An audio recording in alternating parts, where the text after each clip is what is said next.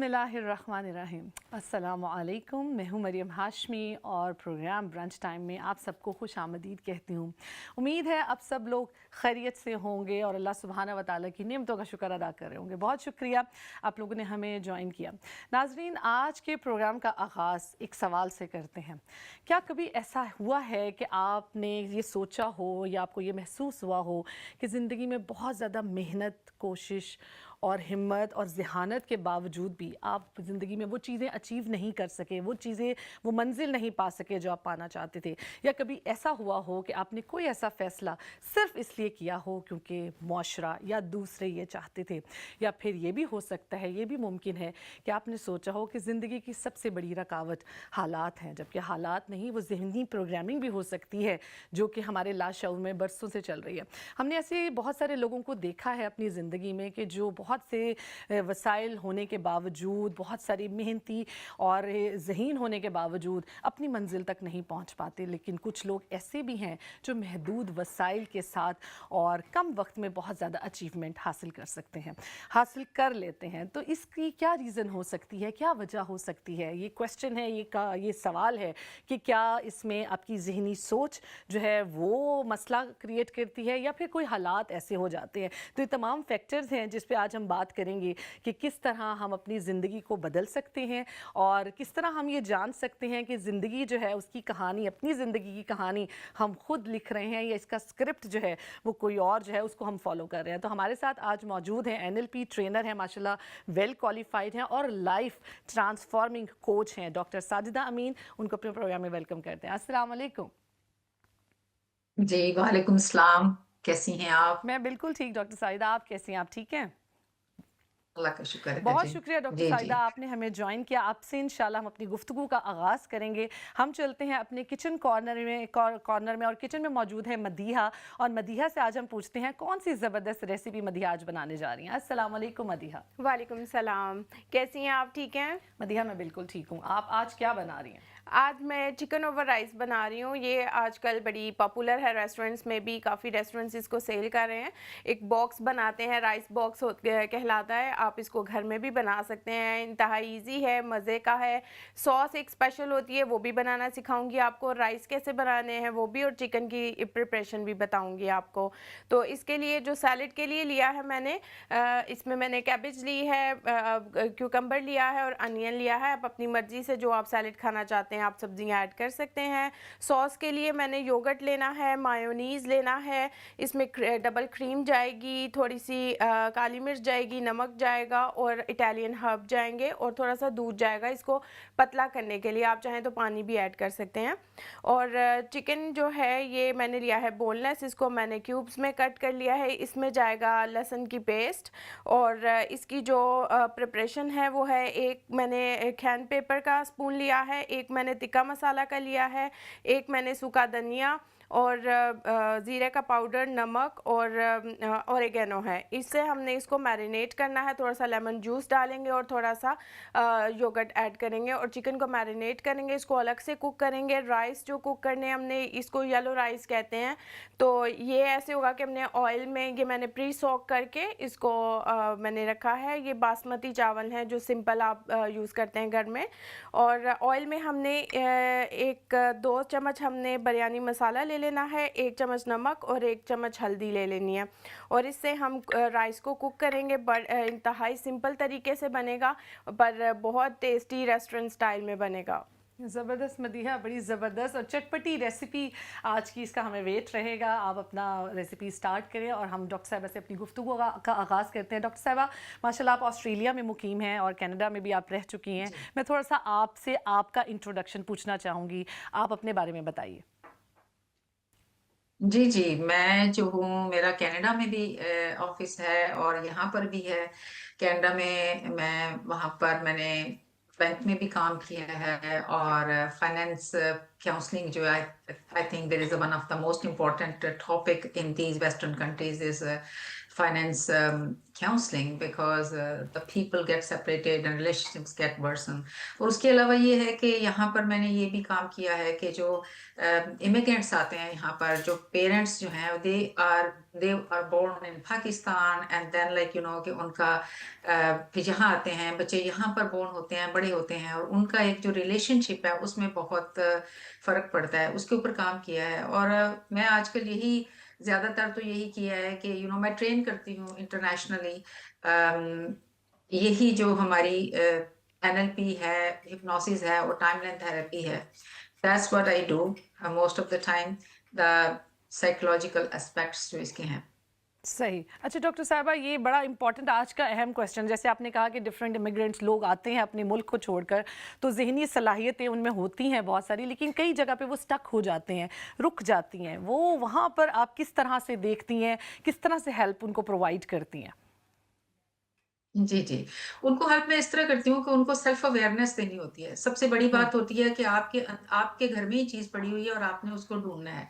वो दूसरे मुल्क में आके उस तरह से अपनी सेल्फ वर्थ जो है ना, वो उसको कम समझते हैं। हालांकि उनके पास एजुकेशन होती है, उनके पास टैलेंट होता है, वो अपने मुल्क में काम करके आए होते हैं। मगर एक तो आपको पता है हमारे मुल्कों में एक कॉन्सेप्ट है कि गोरे को ज्यादा आता है, गोरा ज्यादा हमसे परफेक्ट है। ऐसी बात नहीं है। Education is the same. तरीका डिफरेंट हो सकता है इनका, मतलब अपग्रेडेड है। अगर हम तो पाकिस्तान से ही पढ़ के आए हैं, बेसिकली जो शुरू की एजुकेशन है, then we did masters and with post graduation from here as well when we came here. मगर ये है कि उनको सेल्फ कॉन्फिडेंस देना, उनको बताना कि through different strategies that everything is there, but you need to only be aware of it. और उसके अलावा ये है कि उनको फेयर होता है ना, मतलब आपको फेयर हो गया कि अच्छा मैं वहां जाऊंगा, इंटरव्यू में पास नहीं होऊंगा, मैं तो ये काम नहीं कर सकता। Yes you can. अब देखिए इंजन तो बड़ा जबरदस्त है कार का, और मगर आपने हैंड ब्रेक लगाई हुई है, तो उस हैंड ब्रेक को तो हमने we have to be aware of. There is a handbrake. I have to take off that handbrake so I can run this car because the engine is excellent. That's the same thing with the people who are stuck. They are talented, but they are stuck there. So when they come for counseling and therapies, वही लोग होते हैं जो कि फिर आगे अपनी opportunities इस तरह, मतलब they grow very well because hard work important चीज है। टैलेंट है और हार्ड वर्क तो है हमारे पास। सो इन दोनों को अगर प्लस कर लें, और वो जो हमारे फियर्स हैं, जो हमारे लिमिटिंग बिलीव्स हैं, जो हमें होता है कि परफेक्ट टाइम, ओके, एक्सक्यूजेस हम लोग बनाते हैं कि परफेक्ट टाइम आएगा, ऐसा होगा, क्योंकि हमारे में वो फियर है, हमारे में वो खौफ है। अगर हम इस तरह हैं, हम पीछे बैठ रहे हैं, तो वो उस खौफ को दूर करना है ना, वो बताना है कि भाई you have to talk to yourself. Even like the people who are watching this, you have to just change your mindset. You have to give awareness to yourself that there is a difference between एक talented बंदे में और successful बंदे में। Difference ही ये है, जो talented बनता है वो नॉलेज इतना इकट्ठा करता रहता है कि पढ़ता रहता है, इधर से भी पूछ लिया, उधर से भी पूछ लिया, सारा कुछ कर लिया, बट एक्शन नहीं करता। मगर जो सक्सेसफुल बंदा है उसमें ये फर्क है कि वो एक्ट करता है अपनी अनपरफेक्शन के बावजूद। परफेक्ट नहीं है, but he has started working, he has started acting, so now आगे वो बढ़ता चला जाएगा। तो इसलिए एक्शन, जो लोग टैलेंटेड हैं और बस हर वक्त प्रोग्रामिंग बनाते हैं, ओवर थिंक करते हैं, सारा कुछ कर लेते हैं, मगर कदम नहीं बढ़ाते, उनके अपने अंदर ही है कि आप एक्शन लें, आप शुरू हो जाएं, कंसिस्टेंट रहें, आप अपना गोल हासिल करेंगे इंशाल्लाह। सही। जैसे आपने बात की कि आपने माशाल्लाह बहुत सारे रिलेशनशिप्स को जो है वो सही करने में और उनकी काउंसलिंग में बहुत अहम किरदार अदा किया। मैं आपसे ये पूछना चाहूँगी, जब आप दूसरे कंट्री से आते हैं, जब आप रिश्ता इज़्दिवाज में मुंसलिक होते हैं, शादी का रिश्ता होता है, और फिर आप अपने कंट्री से दूर, अपनों से दूर होते हैं, तो जो मियाँ बीवी के इख्तलाफात हैं उनमें बड़े चेंजेस आते हैं। वो क्या चेंजेस होते हैं कि उनमें कोई एक्सेप्टेंस की कमी होती है, या आप कह लें कि एक दूसरे की सलाहियतों को एक्सेप्ट नहीं कर पाते? उसको आप किस नज़र से देखती हैं? जी, पहले तो ये है कि उसका जो हम लोग शादियां करते हैं, एक तो आजकल ये जमाना हो गया कि एक दूसरे को समझने की भी जरूरत होती है। लाइक अगर आप उसको किसी मतलब पेरेंट्स शादी कर देते हैं, उसमें भी मसाइल हो जाते हैं। उसके अलावा इवन कि अगर आप एक दूसरे को जान भी गए हैं, तो आप जो है वो आपकी वैल्यूज डिफरेंट है। इसीलिए हम यहाँ पर अब ये कहते हैं कि आप प्री मैरिज एटलीस्ट काउंसलिंग करवाएं, या प्री मैरिज आप दूसरे बंदे को समझें अच्छे तरीके से, उसके बाद आप शादी का फैसला करें। और जब हो भी जाता है, देखें शादी हो गई है, बच्चे हैं, सारा कुछ है, उस पर ये है कि आप, हम लोग ये करते हैं ना कि मरियम, कि हम रिएक्ट करते हैं। जी कुछ भी होता है ना, हम अपने, हमारे इमोशंस को बैलेंस करना बहुत जरूरी है। जी if we are not balancing, either is a man और वुमन, हम अपने जो इमोशंस है उनको हम बैलेंस नहीं करते ना, तो हम फौरी, आप मुझे अभी कुछ कहेंगी तो मैं फौरी तौर पे उस पर रिएक्ट करूंगी। रिएक्ट नहीं करना, आपने जो है रिस्पॉन्ड करना है। हम ये नहीं कहते कि आप सिट बैक करें, आप मतलब डिसरिस्पेक्ट हो, जी या आप खामोश रहें। अगर आपका कोई पॉइंट ऑफ व्यू है, you should put your point of view there, but like the thing is that you have to respond. हॉस, जैसे इस्लाम में भी है कि जब गुस्सा चढ़ जाए तो आप बैठ जाएं, खड़े हैं तो बैठ जाएं, पानी पी लें। तो यही चीज इसमें भी है कि आपको जब कोई, आप समझते हैं कि आपका कन्फ्लिक्ट आ गया है, तो मैं इधर मतलब मोस्ट इंपॉर्टेंट पार्ट ये बताने लगी हूँ कि आप पॉज करें। आप पॉज करें। और दूसरा ये है कि हम देखिए, मोस्ट ऑफ द टाइम हम ये करते हैं कि हम विक्टिम साइड पे होते हैं, हम हमेशा रिस्पॉन्सिबिलिटी नहीं उठाते। जी हम कहते हैं कि यार ये इसकी वजह से ये हुआ। We don't take time to think about it, कि उसको अगर हम बैठ के सिट बैक करके थोड़ा एनालाइज करें, तो हमें लगेगा कि यार यहाँ मैं भी ठीक हो सकता था। यू नो, इट्स नॉट कि अगले बंदे की गलती थी। तो जब आप कॉस्ट साइड पे आते हैं ना, बजाय इसके कि विक्टिम साइड पे, जी तो फिर आपको जो पिक्चर है ना वो क्लियर नजर आती है कि यहाँ पर जो कन्फ्लिक्ट हुआ था, उसकी आपको क्लियर पिक्चर नजर आएगी और आप उसका रास्ता जरूर निकालेंगे। इसलिए मैं रिलेशनशिप्स में हमेशा ये कहती हूँ कि आप पॉज करें। कुछ भी बड़े से बड़ा भी आपका कन्फ्लिक्ट आ गया, आपको कोई गलत फहमी हो गई है, आप बच्चों की वजह से आप लोगों की आपस में हो गई है, आप उसमें पॉज करें और रिएक्ट करने की बजाय रिस्पॉन्ड करें तरीके से। देखिए, हमारी जो कम्युनिकेशन है ना, उसमें 7% सिर्फ वर्ड्स हैं, जी जिनको हमें बहुत ही सोच समझ के यूज करना है। सही बिल्कुल सही दूसरा ये है कि बाकी जो है ना 97%, वो हमारी बॉडी लैंग्वेज है, हमारा बोलने का अंदाज है। तो जब हम उसको अपने रिस्पॉन्ड करते वक्त हम क्या करते हैं, जब हम रिएक्ट करते हैं, गुस्सा जो है ना, आपको पता है हराम है, इस्लाम में बिल्कुल भी लेकिन इसीलिए लेकिन हराम है। तो एक्सपेक्टेशंस भी तो बहुत ज़्यादा रिलेशनशिप को डैमेज करती हैं कि हम अगर दूसरों से जी, ज़्यादा एक्सपेक्ट करते हैं आप अपने पार्टनर से एग्जैक्टली। ज़्यादा कि एक कॉम्प्रोमाइज़ जो है वो किसी एक को किया जाए, आप उसमें बैलेंस कैसे क्रिएट करने का मशवरा दे सकती हैं, देती हैं? मैं यही तो, मैंने यही बात की है कि हम लोग क्या करते हैं कि हम हमेशा विक्टिम साइड पे आते हैं। हम्म जब हम विक्टिम साइड पे आते हैं ना, तो अगले बंदे पे सारा एक्सपेक्टेशन रखते हैं कि उसने ये नहीं किया, उसे जी ये करना चाहिए था, अगर वो ये करता तो मैं ये करती या मैं करता, ठीक है ना। तो एक्सपेक्टेशन, देखिए जब शादी होती है तो उस वक्त हमें रियलिस्टिक एक्सपेक्टेशंस रखनी है, हमें वो फिल्मों वाली एक्सपेक्टेशन नहीं रखनी। पहली बिल्कुल बात तो ये जी है, ठीक है ना, हमें रियलिस्टिक रखनी है कि दोनों इंसान हैं मरियम, दोनों डिफरेंट लोग हैं, दे कैंट बी सिमिलर, ठीक है। उनकी आदतें, मतलब आपकी हो सकता है ज्यादातर आते हैं और आपकी वैल्यूज मिलती होंगी, आपका बैकग्राउंड मिलता होगा, मगर कुछ ना कुछ तो आप डिफरेंट पर्सनालिटीज हैं ना। तो जब आपने एक दूसरे को समझना है, तो फिर आपने विक्टिम साइड पे नहीं होना कि भाई सारी गलती अगले बंदे की है, नहीं। आपने कॉज साइड पे रहना है, सिट बैक करना है, और आपने देखना है कि यार अपना भी एनालिसिस करें कि यहाँ पर मुझे एडजस्ट करना है या मैंने दूसरे से भी बात करनी है। तो आपने, आपकी बॉडी लैंग्वेज और आपके वर्ड्स इस तरह के होने चाहिए कि वो रिश्ते को खत्म करने और डिस्टर्ब करने के लिए ना हो, बल्कि आप उसको एड्रेस कर सकें, अपने मसाइल। बिल्कुल लाइक बिल्कुल बिल्कुल आपने सही एड्रेसिंग इज द, फरमाया जी जी, बिल्कुल सही जी, फरमाया कि बात ज़रूर करनी चाहिए, क्योंकि जब हम किसी को बदलना चाहते हैं कि कम्प्लीटली अगली दूसरी पर्सनालिटी जो है वो बदल जाए, वहाँ पर जो है वो आपके इख्तलाफात भी होते हैं और वहाँ पर प्रॉब्लम्स भी जी, आती हैं। बिल्कुल, जी वो मदीहा गलत से है, मैं हाँ पूछती जी। हूँ, मदीहा माशाल्लाह क्या कर रही हैं आप और कौन सा स्टेप फॉलो करी? जी, मैं अभी सैलेड कट कर रही हूँ राइस के लिए, और मैंने चिकन को जो मैरिनेट किया आपके सामने, योगर्ट के अंदर जो मैंने सारे मसाले ऐड करके लेमन जूस डाला और थोड़ा सा कुकिंग ऑयल डाला, और फिर मैंने उसको पॉट में रख दिया है स्टीम होने के लिए। आप चाहें तो आप इसको एयर फ्राई भी कर सकते हैं, बट बेटर है कि आप इस तरह से बनाएं। ये जो तरीका है ये ऑथेंटिक वे है। तो आप पैन में डालें और इसको आपने कुक करें चिकन को अलग से, और सैलेड कट करूँगी और फिर मैं राइस की तरफ जाऊँगी। सही, बहुत शुक्रिया मदीहा, आप अपनी रेसिपी जारी रखिए। अच्छा डॉक्टर साहबा, मैं एक और क्वेश्चन आपसे, बड़ा इंपॉर्टेंट, जब आप ये काउंसलिंग करती हैं तो क्या इसके लिए आप दोनों साइड्स की काउंसलिंग ज़रूरी है कि एक साइड पे आप ज़्यादा फोकस रखती हैं कि अगर ज़्यादा वर्स साइड है उसको ज़्यादा पहले ट्रीट किया जाए? ट्रीटमेंट आपका क्या है जी इस पे? जी, डिपेंड करता है।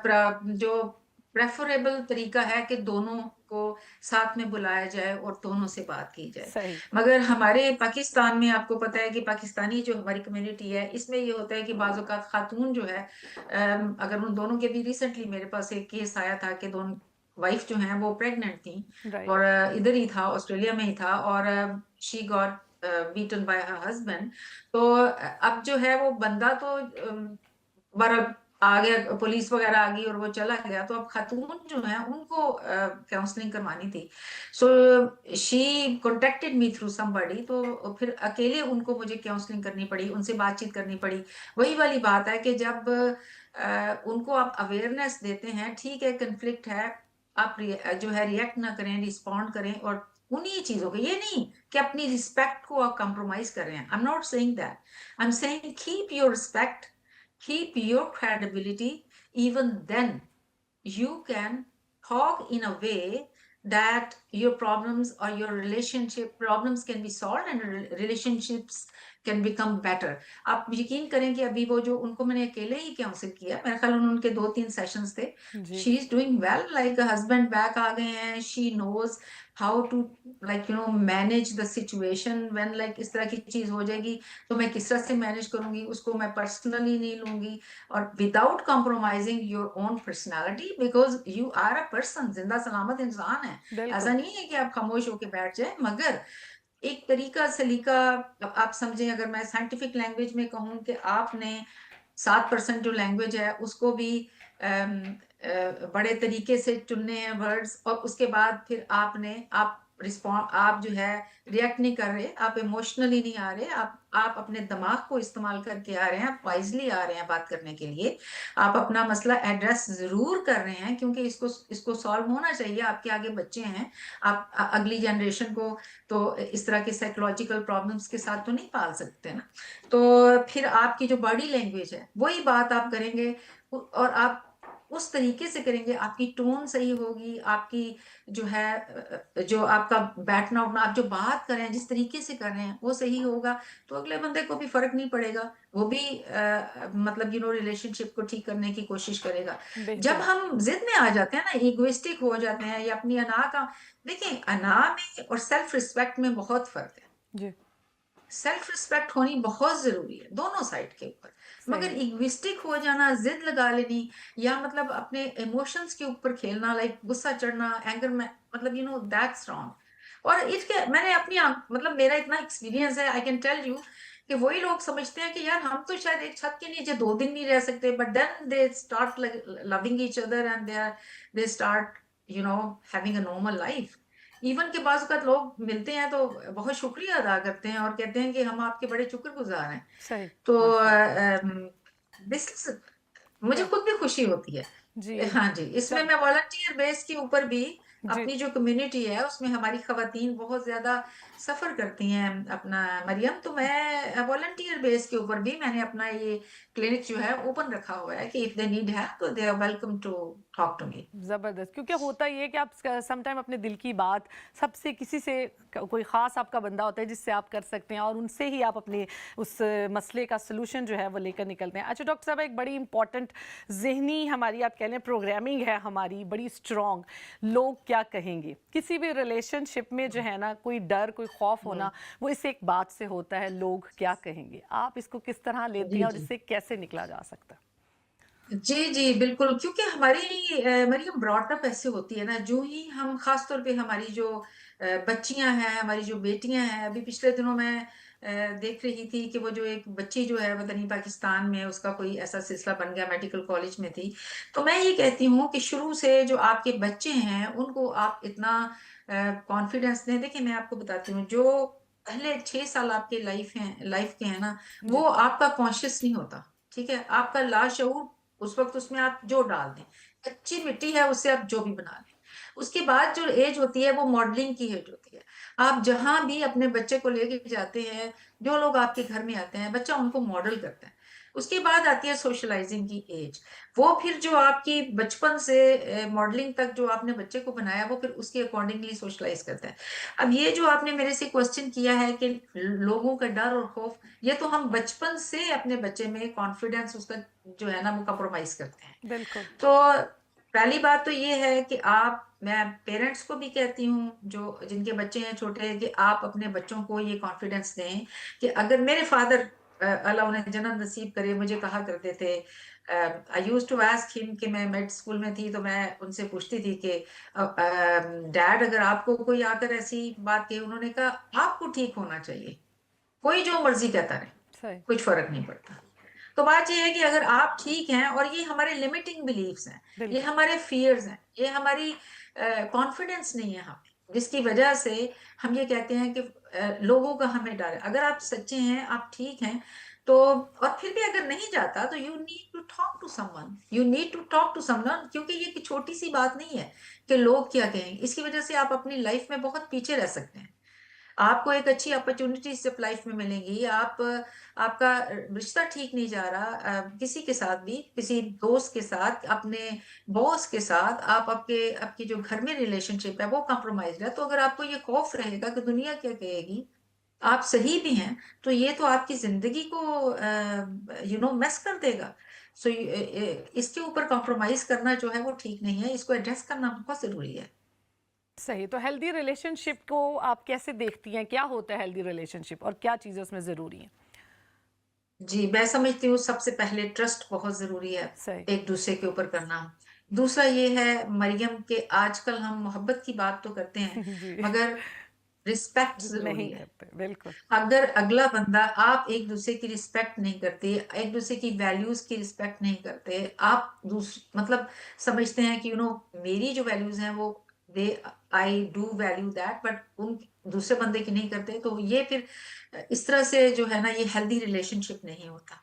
आप एक तो बैलेंस रखें अपने रिलेशनशिप में इस चीज का, कि एक दूसरे की रिस्पेक्ट करें। जी। सबसे पहले ये है, रिस्पेक्ट अगर करते हैं, मोहब्बत खुद ब खुद आ जाती है। अगर आप अगले बंदे की रिस्पेक्ट करते हैं, आप उसका हर लिहाज से ख्याल रखेंगे। अगर वो कैरियर बनाना चाहता है, आप उसमें उसकी हेल्प करेंगे। घर में अगर कोई ऐसा इशू है, तो वो आप उसकी जरूर, बाहर कोई मसला हो गया, आप उसके साथ खड़े होंगे, आप रिस्पेक्ट करेंगे। तो हेल्दी रिलेशनशिप में। और दूसरा मरियम, आजकल ये हो गया है, ज्यादातर ये होता है कि हम लोग, we are running, specially in these countries, when we come to these countries, अब जी। यू आर इन यूके, तो हम लोग ज्यादा पैसे के पीछे भागते हैं। जो लेडी हैं वो भी बाहर जाके जॉब करती हैं, मैन भी जाके बाहर जॉब करते हैं, तो उसकी वजह से हम थक बहुत जाते हैं। मेरी एक दोस्त थी कनाडा में, ऑटवा में, तो शी वाज कैनेडियन, और she got married, and like उसकी उनका ना आपस में फौरी तौर पे रिलेशन में मसला आना शुरू हो गया। जी। मसला ये था कि हालांकि they were like, they understood each other very well, they were in relationship for good time.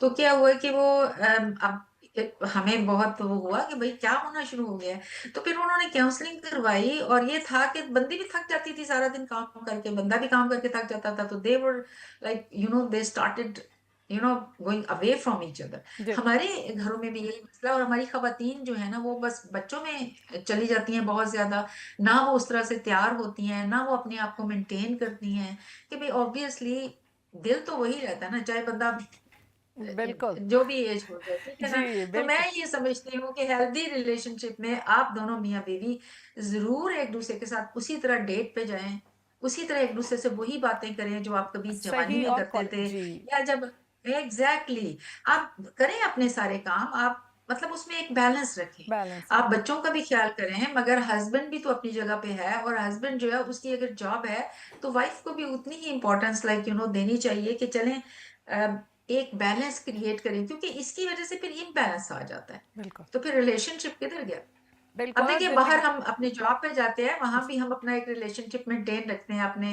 अपने कोलीग्स के साथ, अपने बॉसेस के साथ, हर जगह पे हम मेंटेन रखते, सिर्फ हम फॉर ग्रांटेड लेते हैं, तो आपस में ले लेते हैं, जो कि सबसे इम्पोर्टेंट रिश्ता है। जी। तो we don't need, we have, like हमें ये फॉर ग्रांटेड रिश्ता नहीं लेना, सबसे इम्पोर्टेंट ये रिश्ता है। सो आपका जो रिश्ता है इसके ऊपर अगली जनरेशन की भी बेस है। अगर आप लोग खुश होंगे एक दूसरे के साथ, मैं ये जरूर कहूंगी कि अगर आप लोगों को कोई गलतफहमी है एक दूसरे के साथ, तो आप बैठ के उसको एड्रेस करें। एड्रेस जरूर करें, डरे नहीं, खौफे नहीं, अच्छे तरीके से पॉजिटिव वे में आप बैठ के उसको एड्रेस करें। अगर बिल्कुल आप आपस में उसको हल नहीं कर सकते तो आप फिर थेरेपी ले लें। और बिल्कुल, कोई यही ऐसी चीज़ है बात नहीं है जी। कि आपका कोई दिमाग जी खराब है या कुछ है, नहीं, ये हर किसी के साथ हो सकता है। हम बिल्कुल खुद सही, लेते हैं। बिल्कुल सही डॉक्टर साहिबा। और ये यही बात हमारी आज के एक प्रोग्राम का मकसद है कि हमारे रिलेशनशिप जो हैं वो हेल्दी हो। आप भी हमारे प्रोग्राम में शामिल होइएगा। वक्त हुआ चाहता है एक छोटे से ब्रेक का, मिलते हैं इस ब्रेक के बाद हमारे।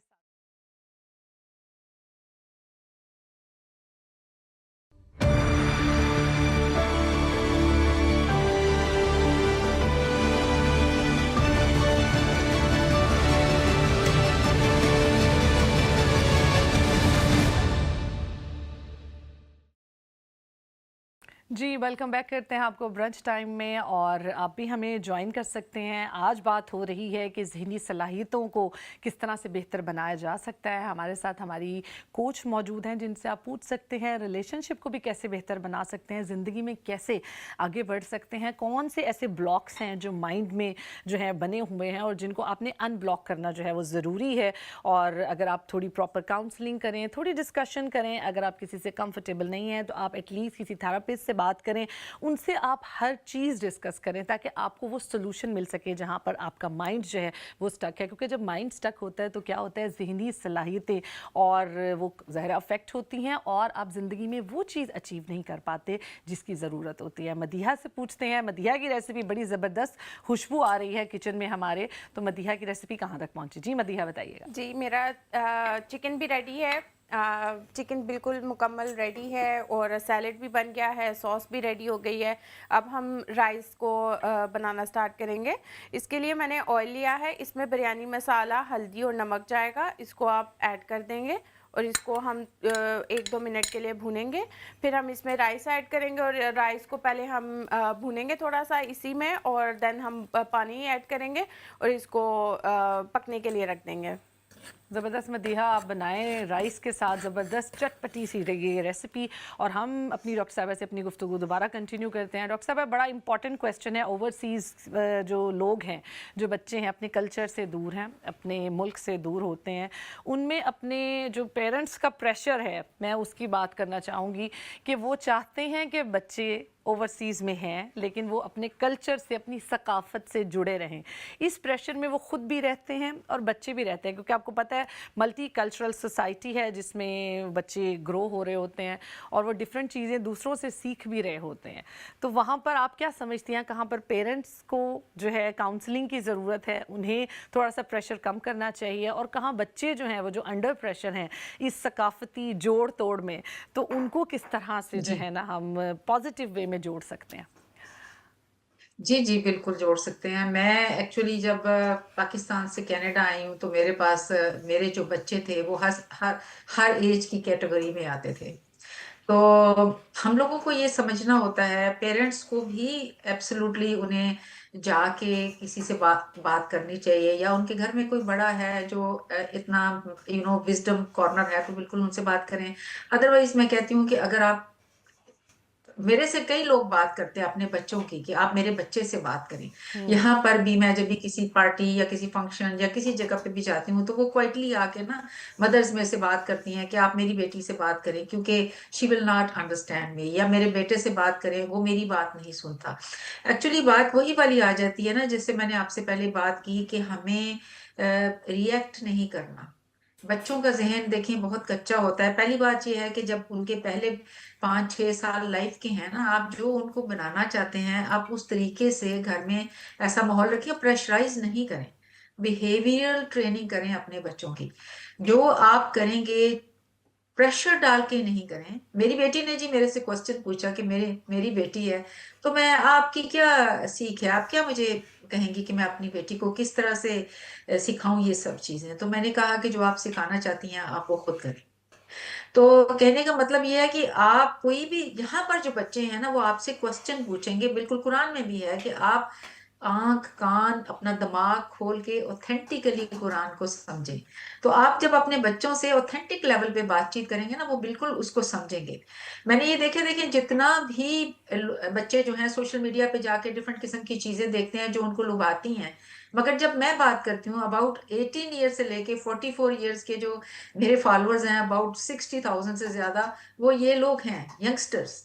And you will not believe me, they watch, they follow, like they want a guidance. मगर उसके लिए अगर हम उनसे उनके लेवल पे आके बात करेंगे, उनके तरीके से बात करेंगे, तो वो उस बात को समझेंगे। देखिए ना, हमारी टोनैलिटी, जैसे हम गुस्से से आके अपने बच्चे को कहते हैं तुम ये चीज करो, आप उसको आराम से भी बात कर सकते हैं ना। ऐसा नहीं है कि आप बिल्कुल ही आप अपनी अथॉरिटी आपकी खत्म हो जाए, आपकी क्रेडिबिलिटी। आप एक पेरेंट है, आपका एक पेरेंट और बच्चे का गैप भी जरूरी है, मगर वो डंडे से गुस्से से नहीं। आप उसके साथ एक फ्रेंडशिप क्रिएट करें। और दोनों साइड को, बच्चों को भी ये समझना है कि पेरेंट जो है वो कौन से बैकग्राउंड से आ रहे हैं, मगर वो उस तरह नहीं समझ सकते जब जितना पेरेंट्स इस बात को समझ सकते हैं। लेकिन तो इसलिए ओवरसीज, हमें, जो हमारे ओवरसीज पेरेंट्स हैं, उनका एक मेन अलमिया ये है जी कि वो कहते हैं कि जब भी हम बच्चों से कोई बात करते हैं, मे बी शायद यहाँ के बच्चे, ओवरसीज बच्चे जो हैं वो बहुत ज़्यादा अवेयरनेस है उन्हें और बहुत ज़्यादा वो देखते हैं डिफरेंट कल्चर्स को, तो वो कहते हैं कि जनरेशन गैप बहुत ज़्यादा है, तो वो बात को अंडरस्टैंड नहीं कर पाते। उसको कैसे कम कर सकते हैं आप? जी बिल्कुल करते हैं, वो बात को समझते हैं, क्योंकि हम बिल्कुल अपोजिट बात उनसे करते हैं ना। जी। हम मतलब वो, अब देखिए अल्लामा इकबाल थे, तो उनकी फादर ने कहा पुत्र तू गोरियां में चला गया, जरा बच के रवी। तो उन्होंने कहा जी तू पानी से धक्का मार देता है, तुसी हुन गिलियां दे होना है। और बात बात ये है कि जब आप इन कंट्रीज में हैं, बच्चे हमारे ज्यादा टाइम उन स्कूलों में गुजारते हैं, so you have to find the antidote for it. अब जैसे देखिए ये होता है क्रिसमस पर, ये जो अपना आपका भी वहां पर होता होगा, सेंटा क्लॉज वगैरह होता है। जी जी। आप उसके इक्वली अपनी जो आपकी ईद होती है उस तरह उसको इक्वली आप अपने गिफ्ट्स तैयार करें, इक्वली अपने बच्चों को उसमें चार्म पैदा करें। आपको खुद से वो चीजें करनी है, और बच्चे जो है ऑब्वियसली रिएक्ट करेंगे क्योंकि वो इस माहौल में जो पल रहे हैं। तो हमने बीच वाला रास्ता तलाश करना है ना। हमने उनको या उनकी काउंसलिंग करवाएं बच्चों की, या फिर ये है कि आप खुद मैं तो बेस्ट तरीका ये समझती हूँ कि जब आप पेरेंट हैं यहाँ पर, तो आप अपनी पहले काउंसलिंग करवाएं, क्योंकि आपको तरीका पता चलेगा कि मैंने अपने बच्चे से किस वे में। अब मेरे पर एक पेशेंट है, तो वो अपने बच्चे की मैं एक वन ऑफ माई पेशेंट्स की मिसाल देती हूँ, तो मैं उनको कहती हूँ आप इनडायरेक्ट वे में बच्चों से बात करें। जब बच्चा आपका टीवी देख रहा होता है ना, तो आप उसको कोई किस्सा सुनाए जो कि उसका ध्यान टीवी पे होगा, मगर वो उसके सबकॉन्शियस में वो बात जारी होगी, वो उस पर अमल करेगा। ये मैं आपको एक टूल बता रही हूँ आज, सही। कि जब आप अपने बच्चों से बात करते हैं ना कि भाई ये काम ने इनडायरेक्ट, आप उसको स्टोरी सुनाए कि, और आप उसको स्टोरी सुना रहे हैं, वो टीवी देख रहे हैं, वो डायरेक्ट नहीं सुनेगा, मगर उसके दिमाग में वो बात एम्बेड हो जाएगी। क्योंकि जब बच्चा कोई चीज देख रहा है या कहीं और मशगूल है, तो जो आप उसको इनडायरेक्ट स्टोरी सुना रहे हैं ना, वो उसको समझ आएगी। डायरेक्ट उनसे बात ना करें, इनडायरेक्ट बात करें, तो उनके उनके ऊपर असर होगा। सही। और एक और भी बात है कि जब हम जो पेरेंट्स हैं उनका एक और भी प्रेशर है कि वो बच्चों को ओबीडिएंट देखना चाहते हैं। अगर कोई बच्चा क्वेश्चन बैक करता है, कोई क्वेश्चन दोबारा करता है या आस्क करता है कि हम क्यों करें ऐसे, तो उनको जो है वो डिसरिस्पेक्टिव वे में भी कई पेरेंट्स ले लेते हैं। तो आप क्या समझती हैं कि उसको कैसे हम बैलेंस कर सकते हैं, और पेरेंट्स को यहाँ पर क्या एडवाइस फॉलो करनी चाहिए? पेरेंट्स को यही एडवाइस है जी कि वो उसकी, वही वाली बात है, मैं मेन यही कहती हूँ कि आप लोग हमेशा पॉज करें। आपको कोई भी सवाल करता है, और खासतौर पे बच्चा जो है उसकी एज के ऊपर भी डिपेंड करता है। आपका 5-6 साल का बच्चा आपको सवाल कर रहा है, वो उसकी बहुत ज्यादा सेंसिटिव एज है, जी। आपको सवाल करता है, आप अपने सारे काम छोड़ के उसको जवाब दें। हम्म। और हमारा ये है सबसे ज्यादा, जो सबसे बड़ा अलमिया है ना मरियम, चाहे आप इन मुल्कों में हैं चाहे आप पाकिस्तान में हैं, communication gap is huge between parents. माँ जो होती है, जब बच्चा छोटा होता है उसको कोशिश करते हैं कि वो अपना कार्टून देखे बैठ के, उसका स्क्रीन टाइम होता है बहुत ज्यादा, वो वहां पर रिलैक्स फील करते हैं, रिस्पॉन्सिबिलिटी नहीं उठाते, कहते हैं जी। कि चलो ठीक है, उसे लगा रहे। उसके बाद जो है जब बड़े होते हैं तब भी मतलब आप कहीं सोशलाइज करते हैं तब भी मैं ये रेकमेंड करती हूँ, हाईली रेकमेंड करती हूँ, क्योंकि बच्चे एडिक्शंस में जा रहे हैं, वो बाहर मोहब्बतें तलाश करते हैं और बाहर जाके वो फिर ड्रग्स करते हैं या कोई ऐसी चीजें करते हैं, ऐसी कंपनी में पड़ जाते हैं। देखिए सोशल मीडिया के ऊपर भी लॉट ऑफ, जरूरी नहीं कि ज्यादातर प्रोडक्टिव चीजें हैं, वो फिफ्थ पे बैठेंगे। तो आप अपने बच्चों के साथ एक कम्युनिकेशन जो है ना, वो उसके लिए एवरी डे, हमारे पेरेंट्स जो होते थे वो एवरी डे कम्युनिकेट करते थे। अब जिंदगी की हर जगह के ऊपर हम कहते हैं डैड ने ये कहा, माँ ने ये सीख दी। तो बात ये है कि अगर ग्रैंड पेरेंट्स हैं या पेरेंट्स हैं, तो आप लोग अपने बच्चों के साथ बातचीत करें, उन्हें अपनी कहानियां सुनाएं। बच्चे खुश होते हैं ऐसी कहानियां सुन के, बिल्कुल। ऐसी सुनाएं जो कि उनको लाइफ में आगे लेके जाए, उन्हें एक सीख मिले। तो बच्चे बच्चे जो हैं उनके साथ आपको क्रेडिबिलिटी से बात करें, आप अपनी पोजीशन पर रह के बात करें, मगर इस तरीके से बात करें कि उनको आपकी बात अच्छी लगे। सही। उनकी उनको इनडायरेक्ट वे में चीजें सिखाएं, तो उनको जरूर समझ आएगी। तो और ये कि शुरू से करें। जब एक पक्की, पहले कच्ची मिट्टी है ना, जब वो पक्का बन जाता है तो उसमें भी चेंज, हम अशरफुल मखलूकात है मरियम, मैं इसको बिल्कुल। बिलीव नहीं करती कि आप चेंज नहीं हो सकते, आप ठीक नहीं हो सकते, बच्चे यहाँ पर पले हैं, उनका माहौल ऐसा नहीं। You can work on them. आप उनको थेरेपी करवाएं, आप उनसे, हमसे लें, पूछे, या जो भी आपको अवेलेबल है। तो आपको वो तरीका बताएंगे कि आपने अपने बच्चे से कैसे बात करनी है, वही बच्चा आपकी बात सुनेगा। बिल्कुल। क्योंकि देखिए बच्चे की पर्सनैलिटी जो है वो आप लोगों के घर के माहौल से बनती है ना, घर के माहौल की जैसे आपने बहुत बात ज्यादा। की, जैसे अपने घर के माहौल की बात की डॉक्टर साहब, कि घर में तो हम एक और सकाफत को फॉलो कर रहे हैं, कुछ और ट्रेडिशन फॉलो कर रहे हैं, बाहर का ट्रेडिशन और है, तो बच्चों की जो पर्सनालिटी है वो भी बड़ी मुतासिर होती है।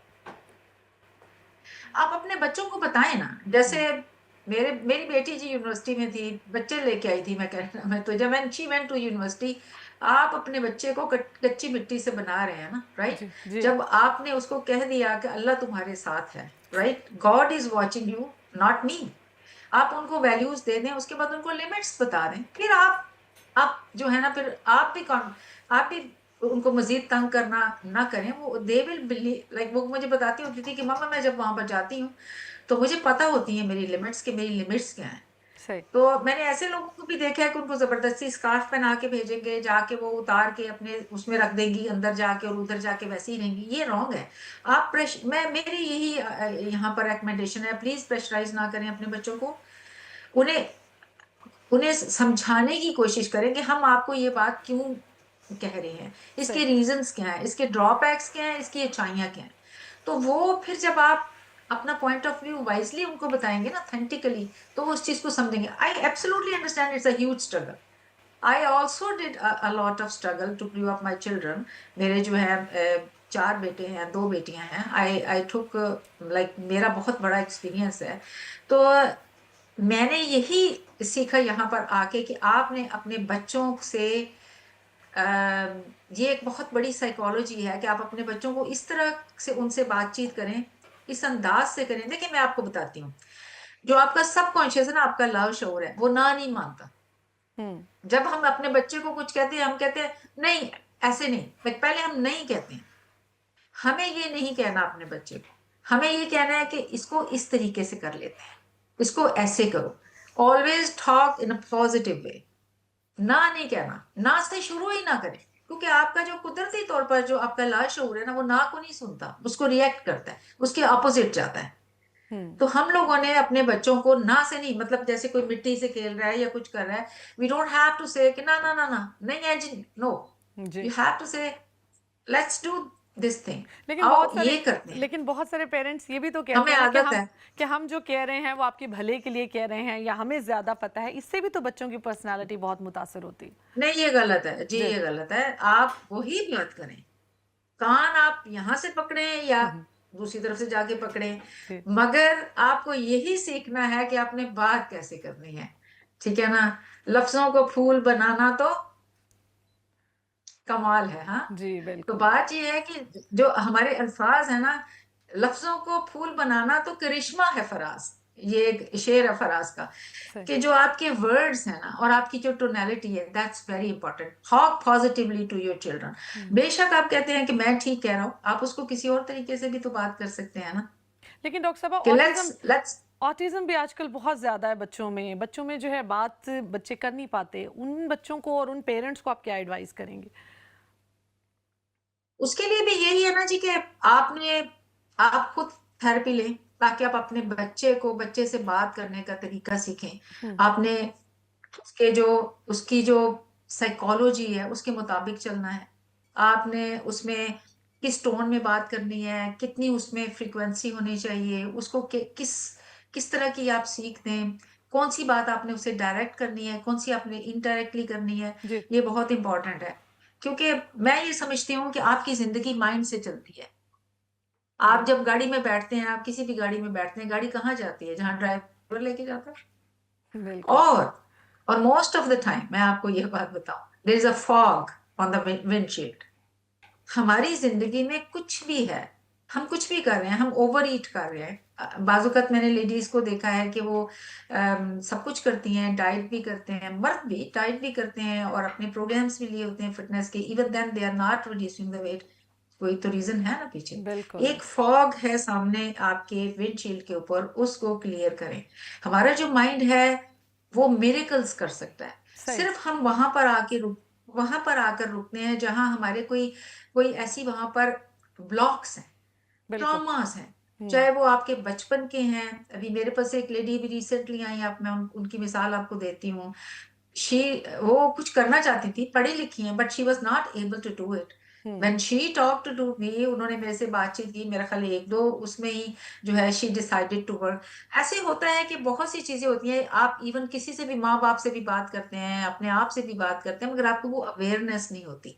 बिल्कुल। सबसे इंपॉर्टेंट चीज है कि आपको अवेयरनेस हो कि यार मैं अगर ओवर ईट कर रही हूँ, या फिर मैं प्रोकास्टिनेट हम ज्यादातर करते हैं, ये बहुत बड़ा मसला है। हम सारा प्लान करते हैं मगर हम प्रोकास्टिनेट करते हैं। फिर हम बहुत से हमारे फोबियाज हैं। बिल्कुल। तो ये क्यों है, क्या रीजन है? और हमेशा उसका कोई ना कोई हमारे बचपन से ताल्लुक होता है, होगा। या हमारी जो मॉडलिंग टाइप का होता है, और हमारे पेरेंट्स हमारे सामने जो उनके साथ घर में हमारे जो माँ बाप के ताल्लुकात हैं उसका भी बहुत ताल्लुक होता है। फिर आपके स्कूल में जो फ्रेंड्स हैं उनका भी बहुत ताल्लुक होता है। तो इसलिए ये जो साइकोलॉजी है ना इंसान की, यही उसको बनाती है, यही उसे मेक करती है और यही उसे ब्रेक करती है। तो हाँ इवन जी। कि आपकी जो बॉडी है, जी। आपकी जो डिजीजेस हैं, इनका बहुत ताल्लुक है। सही। अच्छा डॉक्टर कैंसर। साहब। अच्छा डॉक्टर साहब, आजकल जो है ये हम बात करते हैं कंबाइन जॉइंट फैमिली सिस्टम है, उसके लोग ज़रा हक में नहीं है। तो आप क्या समझते हैं, उसके बहुत ज़्यादा बेनिफिट्स भी हैं एज अ पेरेंटिंग, क्योंकि हम अपने बुजुर्गों से बहुत कुछ सीखते हैं, हमारे बच्चे बहुत कुछ सीखते हैं, और उसके अलावा भी आपको जो है बहुत ज़्यादा सोशल आप हो सकते हैं। लेकिन जो आप एक इंडिपेंडेंट लाइफ गुजार रहे हैं रादर देन आप एक जॉइंट फैमिली सिस्टम में रहते हैं, वो सपोर्ट सिस्टम जो है वो मिस हो जाता है, उससे भी तो डिप्रेशन और एनजाइटी वगैरह हो जाती है। तो आप उसको किस तरह लेती हैं और आप क्या कहेंगी इस बारे में? जी, मैं तो फैमिली सिस्टम को एंडोर्स करती हूँ, क्योंकि फैमिली सिस्टम में ये है ना कि अगर मदर भी एक एजुकेटेड खातून है और वो कोई काम करना चाहती है जो कि इट्स इजी, और आप अपने बच्चों को बजाय इसके कि आप डे केयर में छोड़ें, आप उनके अपने ग्रैंड पेरेंट्स के पास छोड़ते हैं, वो उनको अपनी वही इनडायरेक्ट ट्रेनिंग, वही बिहेवियरल ट्रेनिंग आपकी ग्रैंड पेरेंट्स से ही आती है। वो आपके बच्चों से बात करेंगे, आपके बच्चों से प्यार करेंगे। दूसरी बात ये है कि उनमें लोनलीनेस नहीं होगी। बच्चे देखें वो बहुत अकेला फील करते हैं। सोशल मीडिया जो है ना, ज्यादातर जो स्क्रीन के ऊपर लोग बैठ रहे हैं, उनका कहीं ना कहीं कोई साइकोलॉजिकल इशू है। वो कहीं ना कहीं अपने आप को तनहा फील कर रहे हैं, वो कम्युनिकेटेड फील नहीं करते। अब दुनिया में देखें, हम लोग करीब हो गए हैं साइंस की वजह से, मगर एक दूसरे से बहुत दूर हो गए हैं। तो बिल्कुल। ये जो फैमिली सिस्टम है, it's very important. If we are implementing the family system back, that will be really good for the children. उनकी डिप्रेशन के लिए, उनको देखें कितना गेन वेट कर रहे हैं स्क्रीन्स के ऊपर बैठ के, और उनकी आगे जो इन द लॉन्ग रन उनके जो साइकोलॉजिकल इश्यूज होने वाले हैं उसके बिल्कुल। लिए भी, और एडिक्शन की तरफ वो फिर जाते हैं ज्यादातर। तो यहाँ पर ये होना शुरू हो गया है। जी। तो कम से कम वो उनको मॉनिटर करते हैं, उनको देखें, साइकोलॉजिकल बहुत ज्यादा हेल्प मिलती है बच्चों को कंबाइंड फैमिली सिस्टम में। So I would say that this is it should be like recommended that the grand parents और फैमिली जो है वो साथ में रहे।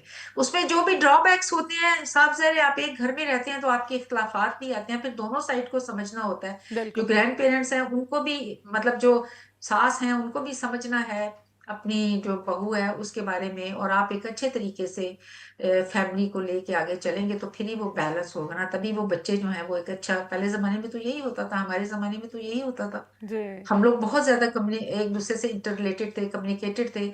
हमारी जिंदगी की जो एवरीडे की लाइफ है उन्हीं की बातों से चलती है, हम उन्हीं का जिक्र करते हैं, और कभी कहीं स्टक हो जाए तो वही याद करते हैं। बिल्कुल सो सही दिस बहुत इज वेरी इंपॉर्टेंट, या दिस इज वेरी इंपॉर्टेंट। जी। और इस पे पूरी बात होनी चाहिए कि जो ये हमारा फैमिली सिस्टम है ये बेसिकली आपकी हेल्प के लिए है, आपको स्ट्रेस कम होता है, आपकी बहुत सारी रिस्पॉन्सिबिलिटीज़ जो है वो शेयर हो जाती हैं और आपको कभी तन्हाई का जो है वो एहसास नहीं होता। डॉक्टर साहब आज जाते जाते बहुत माशाल्लाह आपके साथ बेहतरीन गुफ्तगू रही।